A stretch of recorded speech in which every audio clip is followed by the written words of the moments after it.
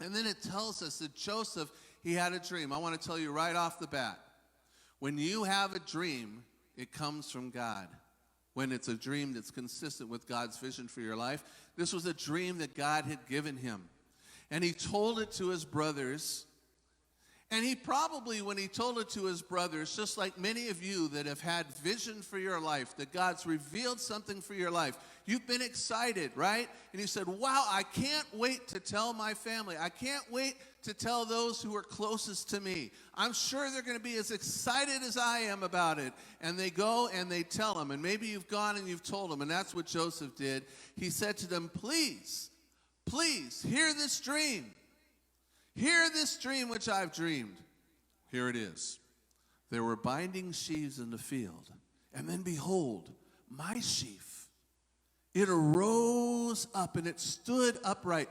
And indeed, your sheaf stood all around and bowed down to my sheaf.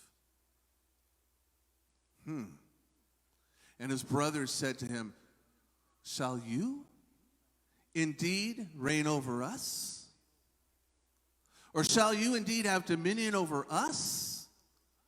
So they hated him even more for his dreams and for his words. So I want to start off with it right now. You need to have a dream. What dream has God put in your heart?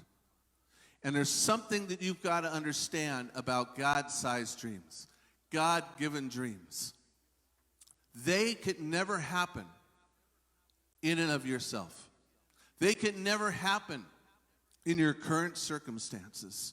You went into 2020 and you say, I got dreams for this year. I've got plans for this year. But you know what? If you were that person and if you were in that circumstance of your imagined destination that you've seen in the vision for your life, then you'd already be there.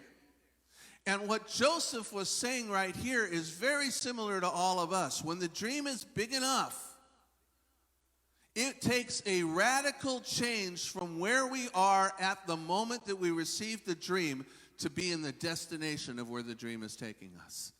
It's not going to be business as usual. It's not going to be life as usual, and suddenly that will just be the way it is. It's going to take a dramatic altering of course for this to happen. And let me just tell you right now, any dream that is big enough, is going to require a series. Listen to me very carefully. It's going to require a series of life kicking you in the face. That's right. Literally kicking you in the face over and over again. Repeated times. You see, this is where most people fail. This is where most people give up. This is where most people decide it's not worth it. This is where most people decide, I'm just going to be ordinary. I'm just going to be average. This is why most people give up on their dreams. This is why most people live a life of routine existence. And you know what? Maybe you're listening to me right now, and you've had dreams, but you've given them up a long time ago. It's time to wake up. It's time to wake up.